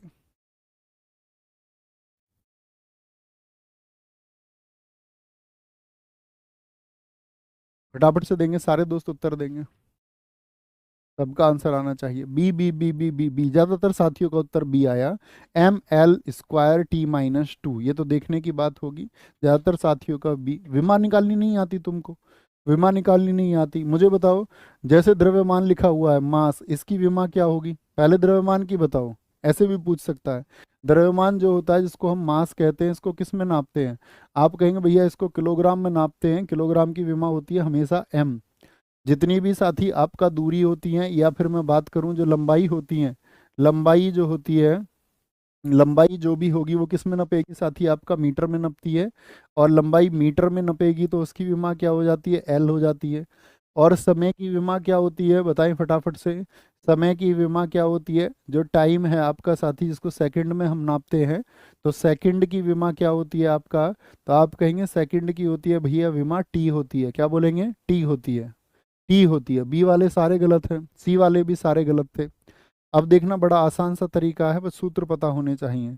जैसे मैं बोलूं साथी आपसे क्षेत्रफल की विमा क्या होगी, क्षेत्रफल का सूत्र क्या होता है, लंबाई गुणा चौड़ाई। तो लंबाई को भी किस में नापोगे भैया, मीटर में नापेंगे, और चौड़ाई को भी किस में नापेंगे, मीटर में नापेंगे। लंबाई या चौड़ाई को तो मीटर की क्या होगी, एल हो गया, और साथ ही एल हो गया, तो एल की एल क्या हो गया, एल की घात कितनी हो गई, 2 हो गई, ठीक है, कोई दिक्कत। मैं बोलूँ आयतन की विमा क्या होती है, आयतन की विमा आप बोलेंगे भैया लंबाई गुणा चौड़ाई गुणा ऊंचाई, length into breadth into height होती है। तीनों को किस में नापेंगे, लंबाई को भी एल में, चौड़ाई को भी एल में, और ऊंचाई को भी एल में, क्योंकि वो भी एक लंबाई है, तो एल की घात 3 हो गया, ठीक है। कोई दिक्कत इस बात में, कोई परेशानी इस बात में। मुझे बताओ चाल बराबर क्या होता है, चाल बराबर क्या होता है सूत्र, चाल बराबर होता है दूरी बटे समय, चाल बराबर होता है दूरी बटे समय। दूरी का मात्रक क्या होता है, सारे दोस्त उत्तर देंगे, बड़ा आसान है सीखना। तो दूरी एक लंबाई है, लंबाई को नापेंगे एल में, और साथ ही समय को नापेंगे टी में। तो टी कहाँ है, नीचे है, तो टी ऊपर आएगा तो क्या हो जाएगा, टी हो जाएगा माइनस की घात 1।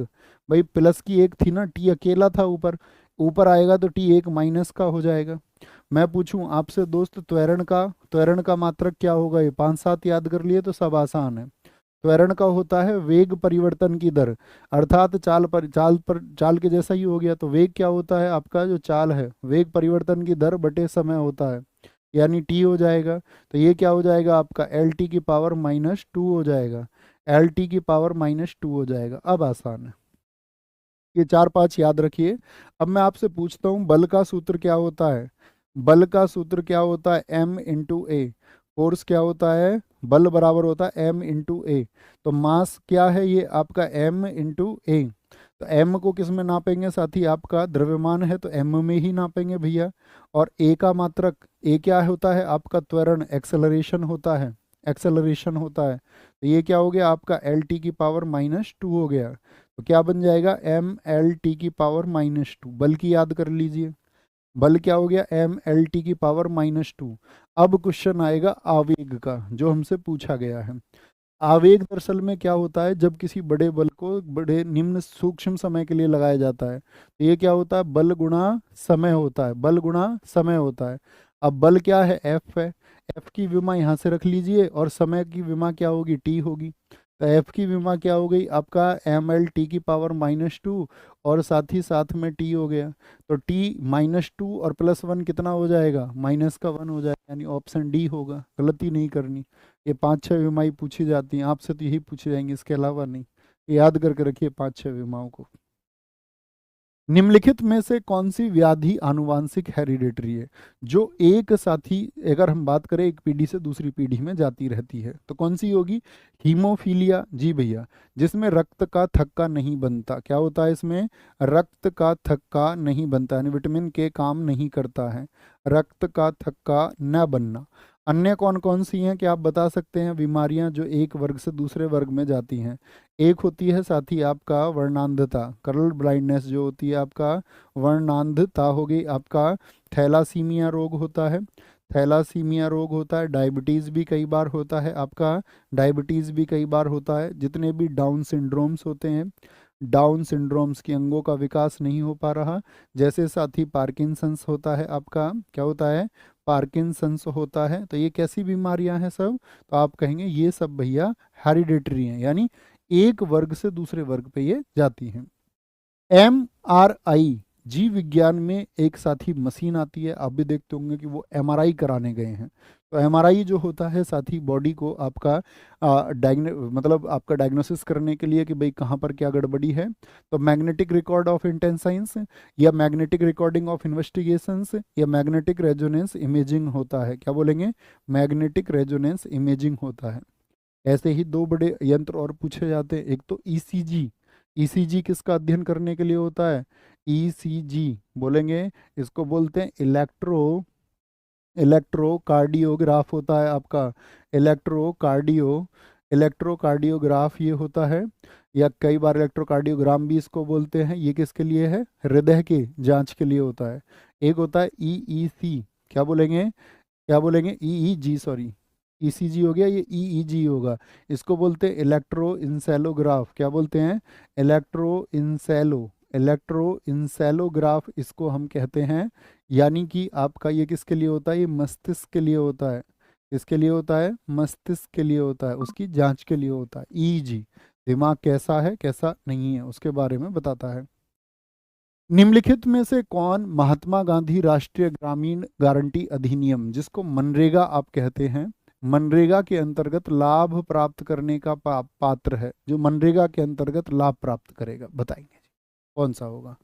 तो केवल अनुसूचित जाति या अनुसूचित जनजाति यानी SC ST के लोगों को काम मिलता है, या गरीबी रेखा के जो नीचे हैं, BPL, बिलो पॉवर्टी लाइन, उनको काम मिलता है, या सभी पिछड़े समुदायों के परिवारों के वयस्क सदस्यों को मिलेगा, या किसी भी परिवार के वयस्क सदस्य को। तो इसका मानक क्या है, BPL, ठीक है।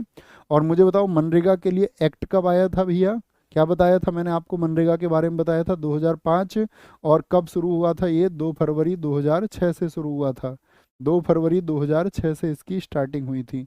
नरेगा का नाम बदल के मनरेगा किस वर्ष किया गया था, तो आपको पता होना चाहिए, इसी कक्षा में हमने आपको बताया 2 अक्टूबर 2009 को भैया किया गया था। कई साथी मुझसे पहले भी उत्तर बताते हैं, बहुत बढ़िया, बहुत शानदार। बंद अर्थव्यवस्था कौन सी अर्थव्यवस्था होती है, बंद अर्थव्यवस्था, मुद्रा पूर्ति पूर्णतः नियंत्रित होती है गवर्नमेंट के द्वारा, घाटे की अवस्था हो, जैसे भारत हो गया घाटे में, और कई बार बहुत सारे देश, विकासशील देश घाटे में होते हैं, केवल निर्यात होता है, ये सिर्फ चीज़ों को भेजा जाता है भैया, ना तो निर्यात ना आयात, ठीक है। पूर्णतः वैसे ये कहीं एप्लीकेबल नहीं है, क्योंकि बिना एक दूसरे देशों के संबंध के चलता नहीं है, लेकिन बहुत सारी रोक होती है, जैसे किम जोंग उन ने लगा रखी है उत्तर कोरिया के, जो उत्तर कोरिया का है, देखा तुमने वो किम जोंग उन बोलेंगे अभी फटाफट से, आराम से आगे आएंगे। सर्वप्रथम किस वर्ष रेल बजट को आम बजट से अलग पेश किया गया था, रेल बजट को आम बजट से अलग पेश किया गया था। बहुत बढ़िया, एक को कुछ काम नहीं है, 15 मिनट से वो बाबू आई लव यू लिख रहा है बस कमेंट में, और उसकी भी स्पेलिंग सही नहीं लिख रहा है। बच्चा तेरा किसी को दिख भी नहीं रहा होगा कमेंट, स्पेलिंग भी ठीक नहीं लिखता है। आगे आएंगे। सर्वप्रथम किस वर्ष रेल बजट को आम बजट से अलग पेश किया गया था, बोलेंगे। 1921 में, 1924 में, 1961 में, 2017-18, 2017-18, तो क्या बोलेंगे 1924 में, क्या बोलेंगे जी 1924 में इसको अलग कर दिया गया था। किस समिति की सिफारिश पर, तो ये थी विलियम एकवर्थ समिति। कितने सदस्यों की समिति थी जरा बताएं। विलियम एकवर्थ कमेटी में कितने सदस्य थे, तो आप कहेंगे 10 सदस्य इसमें थे, ठीक है 10 सदस्य थे। ये विलियम एकवर्थ बहुत इंपॉर्टेंट है, इसको मार्क करके रखिए। 1924 में अलग कर दिया गया, लेकिन 2017-18 से एक साथ आ रहा है। 2018 से एक साथ आ रहा है, तो ये किस समिति की सिफारिश पर आ रहा है, यहाँ कौन सी समिति की सिफारिश हुई थी कि फिर से इसको एक किया गया, तो आप बोलेंगे विवेक देबरॉय समिति। कौन सी थी, विवेक देबरॉय समिति की साथी सिफारिश पर इसको फिर से क्या कर दिया गया, एक कर दिया गया, ठीक है फिर से एक कर दिया गया। निम्नलिखित कथनों पर विचार करिए, क्या बोलेंगे। चितरंजन लोकोमोटिव की स्थापना 1950 में पश्चिम बंगाल में की गई थी। 1950 में, 1925 में पेश किया गया था। बोलो भाई फटाफट से। बहुत बढ़िया रेणु गुप्ता, बहुत शानदार, बहुत अच्छा परिचय दिया आपने अपनी परिवरिश का, बहुत शानदार। आगे आएंगे। कथनों पर विचार करिए, बहुत शानदार। बच्चों तुम सबको देख के मत होना उनके जैसे, क्यों हो जाते हो तुम किसी के जैसे। किसी ने कुछ देखा, दुनिया की भीड़ की तरह क्यों होते हो भाई, हैं। दुनिया की भीड़ की तरह मत होना। हम्म। कल आपने देखा जैवलिन में कौन जीता, भाला फेंक में कौन जीता था, बताओ। सारे दोस्त आंसर लिखेंगे, तो आप कहेंगे भाला फेंक में नदीम जीता। और किसी देश के लिए प्राइड है, एक खिलाड़ी है, तो मतलब तुम उनकी तरफ से, लोग क्या लिख रहे थे, बम फेंकने की प्रैक्टिस होगी, पत्थर फेंकने की प्रैक्टिस होगी। उस व्यक्ति के पास एक भाला खरीदने तक के पैसे नहीं है, किसी ने स्पॉन्सरशिप तक नहीं दी, और कोई विजेता बन जाता है तो तुम उससे चिढ़ते हो। ये कोई बात थोड़ी ना हुई भाई। तुम्हारी एक्सपेक्टेशंस बहुत ज़्यादा है नीरज चोपड़ा से। तो वो सिल्वर ले आए तो तब भी तो पदक आया है, कांस्य भी लाते तब भी टॉप 3 में होते, तो वो एक सम्मान की बात है अलग। लेकिन एक स्पोर्ट पर्सन की उसकी भावनाएं होती हैं। सोचो आप खेल रहे होते, लोग आपके लिए ऐसा लिख रहे होते, तो किसी के बारे में जब तुम खुद लिखते हो या बोलते हो, तो ये सोच लिया करो उसकी जगह अगर मैं होता तो क्या वो महसूस कर पाता। तो आप उसको उसकी जगह जाके तो आप महसूस कर ही नहीं सकते, खैर उसको, लेकिन कम से कम थोड़ी भावनाएं तो रखा करो। तो दुनिया के जैसे क्यों होना है, क्यों रेणु गुप्ता मैं तुम्हारे लिए बोल रहा हूँ ये, है ना। तो रेस्पेक्ट किया करो यार। तुमको मतलब तुम्हारा जन्म तुक्के से ही तो देश में हुआ, भारत में। किसी का जन्म तुक्के से हाँ पाकिस्तान में हो गया, या इसके लिए भी कोई फंक्शनिंग हुई थी कंप्यूटर पर बैठ के कि नहीं जी भैया तुम यहाँ इंडिया में पैदा हो गए और वो पाकिस्तान में पैदा होगा। वो उसका जन्म हो गया, अकस्मात हो गया। अब वो कोई आतंकवादी बने तो हम उसको लाख गालियां दें तो अच्छी बात है, ठीक है उसका काम गाली खाने का। लेकिन एक स्पोर्ट पर्सन के लिए तो ऐसा मत लिखो। तो वो विजेता आदमी है यार, उसका सम्मान करो। अपने लिए तो तुम ये चाह रहे हो कि कल मैं एक नौकरी ले लूंगा, और एक नौकरी जिसको इस देश में करोड़ों लोगों ने किया है, तो भी तुम वाही वाही चाहते हो अपनी। और एक आदमी ने कुछ ऐसा कर दिया कि 100 वर्षों का रिकॉर्ड तोड़ दिया ओलंपिक का, तो उसकी वाही वाही नहीं करना जानते। तो ये कैसा तरीका हुआ यार। ये तो संबंध, ये तो दर्शाता है कि भाई हमारी शिक्षा सही से नहीं हुई है। फिर तुम्हारे दिमाग में कुछ भरा गया है ना। आगे आएंगे। तो उस कबाड़े को दिमाग से निकालो भाई। थोड़े पॉजिटिव होना सीखो, दुनिया नेगेटिव पहले से ही बहुत है, तुम भी नेगेटिव हो जाओगे तो कुछ खास कर नहीं लोगे, है ना। आगे आएंगे। चितरंजन लोकोमोटिव की स्थापना 1950 में पश्चिम बंगाल में की गई थी। चितरंजन लोकोमोटिव ये साथी रेलवे से संबंधित है, जी हाँ। इंटीग्रल रेल कोच फैक्ट्री पूछा जाता है कहाँ पर है, कपूरथला पंजाब में 1986 में, जी हाँ। डीजल लोकोमोटिव वर्क्स की स्थापना 1961 में मिर्जापुर में की गई थी, तो आप कहेंगे भैया 1961 में मिर्जापुर में नहीं, जो आपका लोकोमोटिव वर्क्स का कार्य है ये यूपी में वाराणसी में होता है। ये आप सब जानते होंगे, क्या बोलेंगे, वाराणसी में। तो ये क्या हो गया, तीसरा गलत हो गया। तो कौन से ठीक है, केवल 1 और 2 ठीक हैं, 1 और 2 ठीक हैं। बुद्धिमान छात्र बनिए मेरे साथी, बुद्धिमान छात्र, है ना। मूर्ख नहीं बनना है, क्योंकि तुम्हें कल का नहीं पता, खत्म हो जाओगे। कल नहीं तो परसों खत्म हो जाओगे, हम सब खत्म हो जाएंगे। अब तुम बिना बुद्धि के, बिना दिमाग के लेकर के जीते रहोगे, तो बिना दिमाग के कैसे जी रहे हो। थोड़ा बौद्धिक रूप से विकसित हो जाओ। भारतीय रिजर्व बैंक ने अपने लेखा वर्ष को निम्न में से किस प्रकार बदलाव किया है? रिजर्व बैंक ने अपना जो साथी जो लेखा वर्ष है, जो अकाउंटिंग ईयर है, क्या वो पहले कुछ और हुआ करता था? जी भैया। तो जुलाई जून से बदल के अप्रैल मार्च कर लिया क्या उन्होंने? जी भैया। पहले उनका जून जुलाई होता था, जुलाई जून होता था, और अभी क्या हो गया? अप्रैल मार्च, जैसे हमारा फाइनेंशियल ईयर होता है। तो 2020 तक उनका क्या होता था? 2020 तक जुलाई जून ही होता था। और हमारा फाइनेंशियल ईयर क्या है? जो हमारा मौजूदा वित्त वर्ष है, मौजूदा वित्त वर्ष क्या है? तो मौजूदा वित्त वर्ष हमारा वो भी क्या चलता है दोस्त? अप्रैल से मार्च चलता है, अप्रैल से मार्च, अप्रैल से मार्च चलता है। कोयले के 3 अग्रगण्य उत्पादक राज्य अवरोही क्रम में, उतरते क्रम में, यानी सबसे ज्यादा उत्पादन जिसमें होता है वो पहले स्थान पर। तो कोयला के सर्वाधिक 3 उत्पादक कौन कौन से हैं? तो छत्तीसगढ़, फिर उड़ीसा, फिर मध्य प्रदेश, झारखंड, फिर उड़ीसा, फिर छत्तीसगढ़। तो एकदम से ठीक है दोस्त, ऑप्शन बी एकदम से ठीक है। झारखंड तो आपका 83 बिलियन के साथ में पहले स्थान पर आता है, 83.1 बिलियन टन के साथ में आता है ये। उड़ीसा फिर आता है आपका लगभग 80 के साथ में, छत्तीसगढ़ 57 के साथ में आता है। तो सबसे ज्यादा झारखंड में होता है।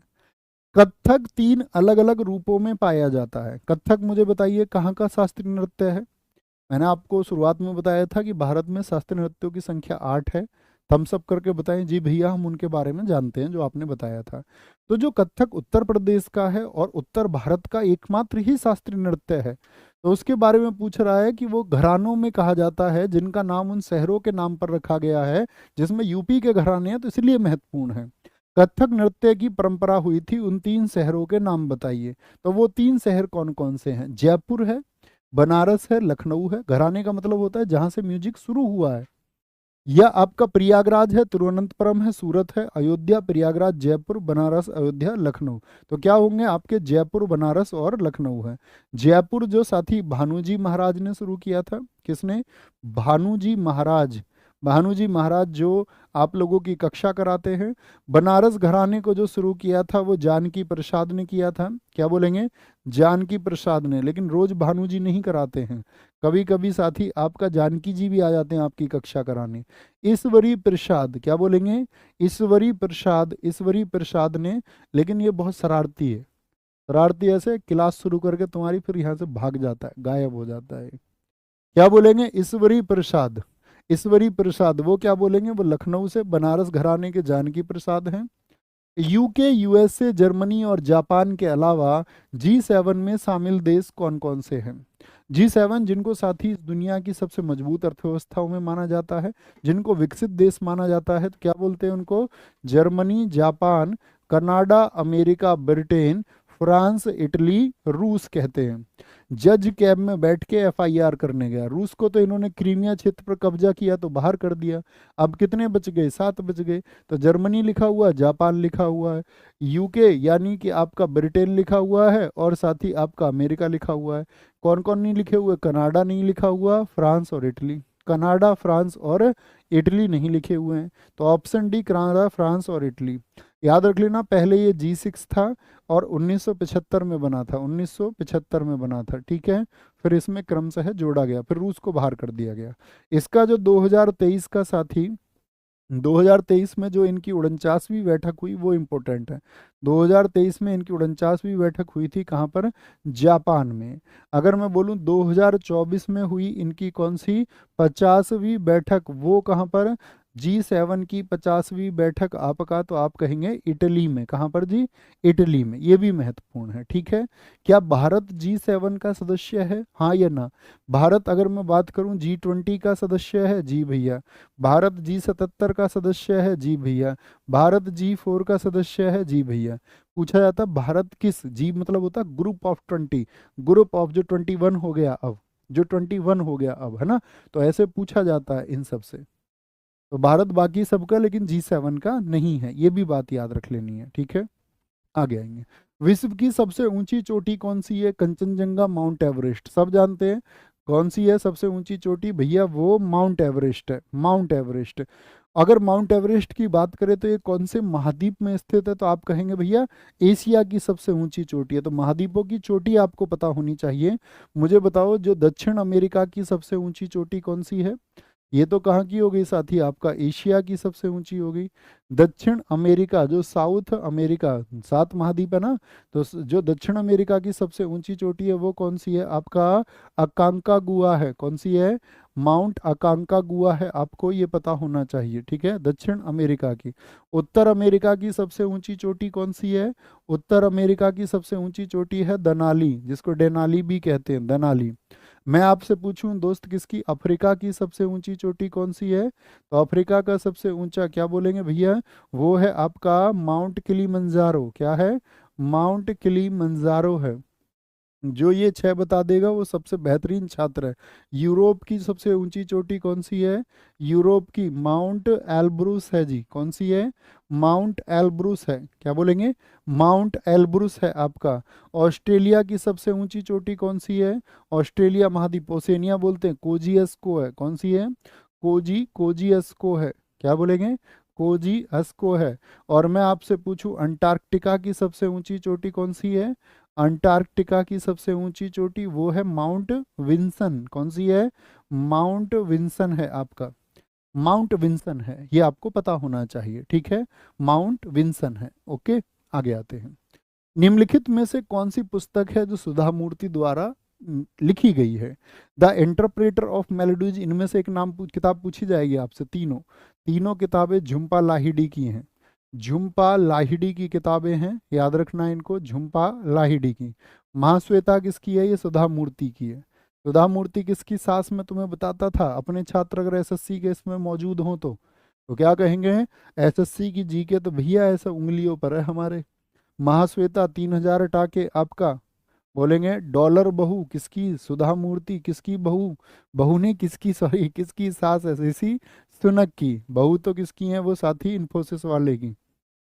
आगे आएंगे तो क्या बोलेंगे, आपका इन्फोसिस नहीं, क्या नाम है उन कंपनी का, अरे यही यार, यही कंपनी है। कितने दोस्त बता सकते हैं इनकी कंपनी क्या नाम है, मैं नाम भूल गया है कंपनी का।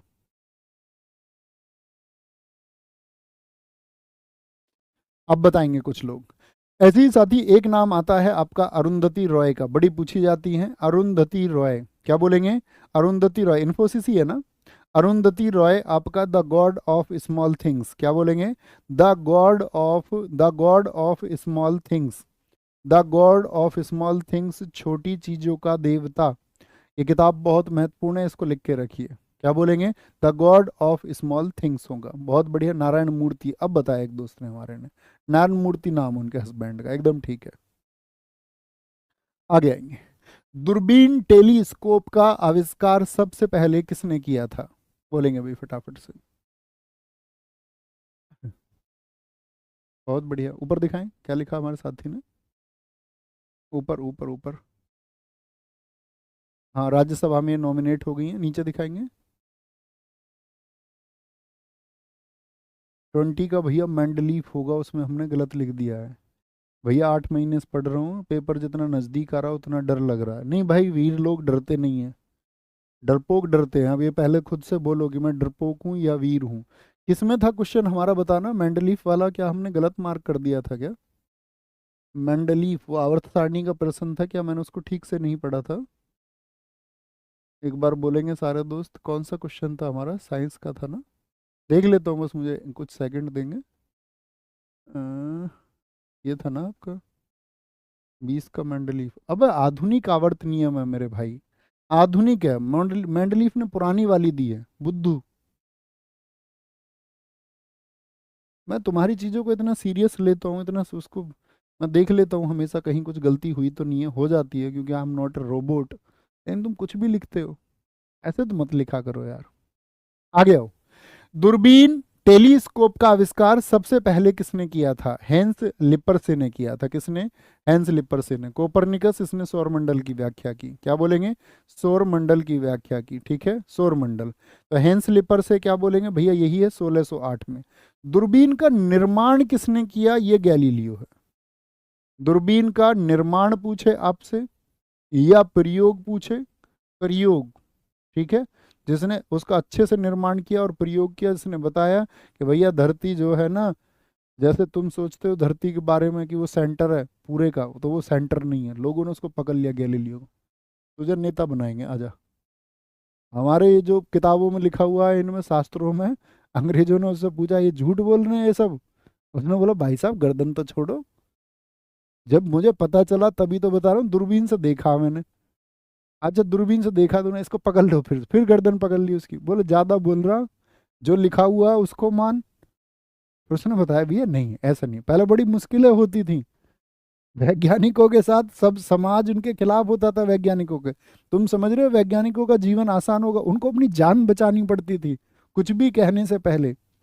अगर उन्होंने बोल दिया भैया पृथ्वी केंद्र नहीं है, सूर्य केंद्र है, तो इस बात पे उनको जान धोनी पड़ती थी। कितने वैज्ञानिक तो ना जाने मार दिए गए उन्होंने कुछ ऐसा स्टेटमेंट दे दिया जो धर्म के खिलाफ हो। अब लोग क्यों सुन रहे हैं, कहीं लोगों के तो दिमाग में धर्म बिठा दिया गया, और वो विकासवाद सिद्धांत की कोई बात है उसको भी नहीं सुनना चाहते, बोले इसको टपकाओ हमारे ऐसे आकाओं के खिलाफ बोल रहा है।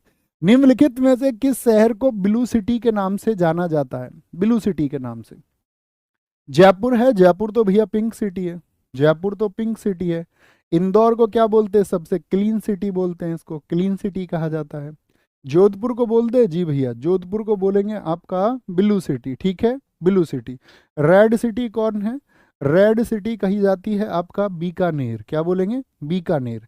गोल्डन सिटी किसको कहते हैं? गोल्डन सिटी कहलाती है आपका जैसलमेर, क्या बोलेंगे? जैसलमेर को कहते हैं। वाइट सिटी जहां पर आपका सफेद, वाइट सिटी। और जयपुर में हमने देखा कि यार अभी मैं जयपुर जब घूमने गया तो मैंने वहां पूछा, पूरा जयपुर पिंक नहीं है। जयपुर में एक मुख्य साथी जो बाजार है, जो उसके तीर आपका गेट है, वो अंदर गुलाबी है, और सबको गुलाबी पुताई करवानी पड़ती है, तो वो पुताई गवर्नमेंट की तरफ से होती है। लेकिन आप गुलाबी से अलग पुताई करना चाहते हो तो 1 लाख रुपए आप लोग दे करके उसमें उसकी अपनी पुताई भी अलग करवा सकते हो। अलग कोई कलर कराना है तो वो करा सकते हो। तो मैंने वहाँ ये जाना, तो मतलब वही एक बाजार है जो पिंक है, बाकी तो ऐसा कुछ नहीं है कि सब पिंक है। वाइट क्या है? उदयपुर। वाइट क्या है? उदयपुर है आपका। ब्लैक सिटी इंडिया में किसको कहते हैं? ब्लैक सिटी बोलते हैं कालीबंगन। कालीबंगन किस राज्य में है फटाफट से बताएं, जहां से काली चूड़ियां मिली थी। आपसे पूछे पर्पल सिटी किसको कहते हैं भारत में, तो वो झालावाड़ है। किसको? झालावाड़ को कहते हैं। किसको कहते हैं? झालावाड़ को कहते हैं। नेक्स्ट। 1962 के चीन भारतीय युद्ध के दौरान भारत के रक्षा मंत्री कौन थे? जो भारत के डिफेंस मिनिस्टर थे वो कौन थे बताएंगे? वी के कृष्णन मेनन थे, वाई वी चौहान थे, गुलजारी लाल नंदा थे, या जगजीवन राम? वी के कृष्णन मेनन थे 1962 के भारत चीन युद्ध के दौरान। गुलजारी लाल नंदा साथी ये पहले कार्यवाहक प्राइम मिनिस्टर हैं। पहले कार्यवाहक प्राइम प्रधानमंत्री कौन है? वो यही है, ठीक है प्रधानमंत्री। 1962 में देश के अगर मैं बात करूं दोस्त, भारत चीन युद्ध जब चल रहा था तो इस समय पर होम मिनिस्टर कौन थे? गृह मंत्री थे लाल बहादुर शास्त्री जी। लाल बहादुर शास्त्री जी बड़े आदा इन्होंने करीब से सिचुएशन देखी थी। फिर 1965 में पाकिस्तान को इन्होंने क्या कहा था? मुझको लाहौर में भारत का तिरंगा चाहिए, और भारतीय सेना ने लाहौर में तिरंगा पहुंचा दिया था। उन्होंने बोला भोजन अब वहीं करेंगे, टेक ओवर कर लिया था। लाल बहादुर शास्त्री जी को अगर उस समय समर्थन मिल गया होता तो ये समझो 1965 में हमने पाकिस्तान को भारत में फिर से मिला लिया था। या बोलेंगे 1900 साथी अगर हम बात करें यहाँ पर 1948 में पहली बार पाकिस्तान ने करतूत की। 1965 में पाकिस्तान ने करतूत की।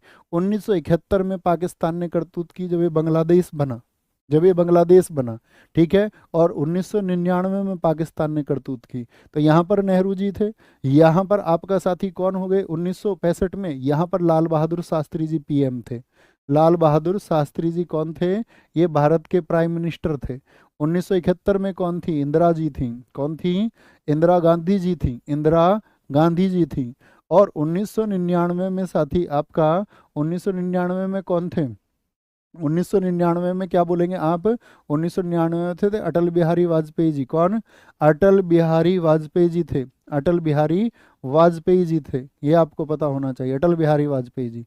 और अपने देश के प्रधानमंत्रियों के प्रति सम्मान रखो, कोई भी हो, किस पार्टी से हो, कल कोई भी प्रधानमंत्री हो सकता है, तो वो हमारे देश की गरिमा है। और बहुत सारे लोग तो ये लिख रहे थे उस पे, वो भाला फेंक के ऊपर उन्होंने बोला कि उसने, नदीम ने कितना भी भाला फेंका हो, मोदी जी इससे ज्यादा फेंक सकते हैं। तो कोई देखता होगा तो वो क्या कहता होगा, वो कहता होगा कि इनकी देखो, इनके इनके जो देश के जो आपका नागरिक है उनकी प्रधानमंत्री के प्रति क्या सोच है। आप व्यक्ति के खिलाफ चुनाव में होइए, लेकिन कम से कम मीडिया पे जाके आप विरोधी होना चाहिए। मैं हमेशा कहता हूँ इस बात को कि एक वर्ग को हमेशा शासन के पक्ष में ना होकर विरोध में होना चाहिए उसकी कमियों के लिए, लेकिन उसकी पॉजिटिव चीज़ों के लिए उसको पॉजिटिव बोलना चाहिए। जहाँ पर गलतियाँ उनको प्रशंसा चिन्ह भी लगाने चाहिए, और जहाँ प्रशंसा की बात है वहाँ प्रशंसा भी होनी चाहिए। तो प्रशंसा वाली बातों को गायब करके प्रोपेगेंडा फैला करके लोग कैसे करते हैं फिर कि भैया अब तो नेगेटिव चीज़ें इन्हीं को पुट किया जाए। तो अब ये तुम सब चीज़ सोचा करो, है ना।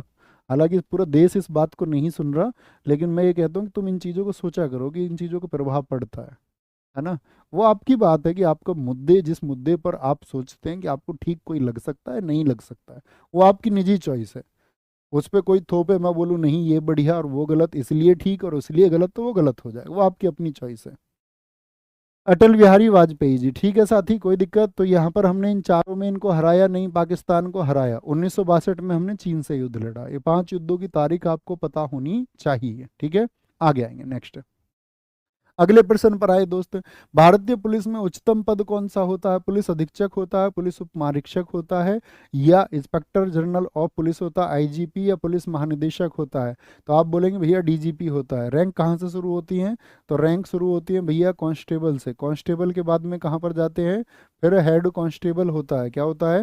हेड कांस्टेबल होता है। बहुत सारे राज्यों में असिस्टेंट सब इंस्पेक्टर भी होता है, लेकिन फिर क्या, बहुत सारे राज्यों में सब इंस्पेक्टर ही होता है। सब इंस्पेक्टर के बाद में साथी आपका इंस्पेक्टर पोस्ट आती है। क्या आती है? इंस्पेक्टर पोस्ट आती है। और इंस्पेक्टर के बाद में क्या होता है, जैसे कई जगह पे फिर पीसीएस वगैरह आयोग के द्वारा सीओ, सर्कल ऑफिसर बना दिए जाते हैं। क्या बना दिया जाता है? फिर सर्कल ऑफिसर, सर्कल ऑफिसर बना दिया जाता है, सर्कल ऑफिसर। इसके बाद में साथी कई जगह पर क्या होता है, असिस्टेंट सुपरिटेंडेंट ऑफ पुलिस, फिर आपका सुपरिटेंडेंट ऑफ पुलिस, फिर आपका सीनियर सुपरिटेंडेंट ऑफ पुलिस। इसके बाद में क्या होता है? डिप्टी इंस्पेक्टर जनरल होता है। उसके बाद में फिर इंस्पेक्टर जनरल होता है। इंस्पेक्टर जनरल के बाद में additional director general of police होता है, और फिर होता है director general of police, DGP होता है। क्या होता है? डीजीपी होता है, जो सबसे सीनियर ऑफिसर होता है किसी भी राज्य में, स्टेट में। लेकिन अगर साथी यूटी है तो पुलिस का कौन सा अधिकारी सर्वोच्च होता है? यूटी में होता है क्या? सीपी, यानी कमिश्नर ऑफ पुलिस। यूटी होता है commissioner of police, commissioner of police होता है। वर्तमान में उत्तर प्रदेश पुलिस के डीजीपी कौन है, ये आपको क्वेश्चन बताना है, ठीक है। क्या बोलेंगे? उत्तर प्रदेश पुलिस के डीजीपी कौन है? होमवर्क में आप सब लोगों के लिए क्वेश्चन है, उत्तर जरूर देंगे, अच्छे से पढ़ते रहेंगे, ख्याल रखेंगे। जिन साथियों ने बहुत मेहनत की है, अपनी रातों की नींदें खोई हैं, जिन साथियों ने सपना सजोया था आंखों में कि हाँ मैं कुछ बेहतर करूंगा अपनी फैमिली के लिए या अपने खुद के जीवन के लिए, तो साथी सैल्यूट है आपको। आपने जो रातों की नींदें खोई हैं वो आपके लिए सिलेक्शन का रिजल्ट या सिलेक्शन बन के जरूर आएंगी, और आपके चेहरे पर और आपकी फैमिली के उस चेहरे पर मुस्कुराहट जरूर पहुंचेगी। और जो साथी ये काम नहीं करते हैं, तो मेरे दोस्त आप पाप के भागी बनेंगे, सोच लेना, है ना। क्योंकि आपकी प्रति जो है आशाएं हैं किसी की, और उन आशाओं के साथ अगर आप खिलवाड़ कर रहे होंगे, पढ़ाई के अतिरिक्त कुछ और ध्यान लगा भी रहे होंगे, तो ये बेईमानी है उन सब लोगों से। खुद से तो बेईमानी है ही, उन सब लोगों के साथ में भी ये बेईमानी है जिसको आपकी वजह से सपने देखने का कभी कोई मौका मिला हो। कोई भी व्यक्ति हो जिसको आपने सपने दिखाए हों और आप उसको पूरा करने के लिए जद्दोजहद से मेहनत ना करते हो, तो फिर खराब है दोस्त। तो मेहनत करते रहेंगे और एक दिन खुद को सफल बनाएंगे। और मैं ये नहीं कहता हमेशा कि आप सरकारी नौकरी में ही खुद को सफल बनाएंगे। आप अगर मेहनती हैं, आपके पास योजनाएं हैं, तो आप अपने आप को किसी न किसी क्षेत्र में जरूर कामयाब करेंगे। थैंक यू, नमस्ते, जय हिंद, जय भारत, थैंक यू।